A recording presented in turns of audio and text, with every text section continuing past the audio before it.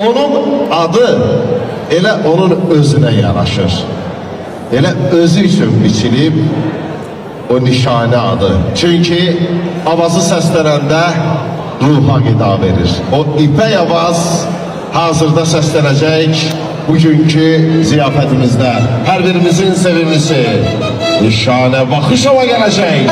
Buyursun. Ay maşallah. Akşamınız hayır olsun. Her biriniz hoş gelmişsiniz. Bize öz adımızdan tebrik ederiz. Allah hoşbəxt eləsin. Her zaman bile güzel toylara geleyim. Haydi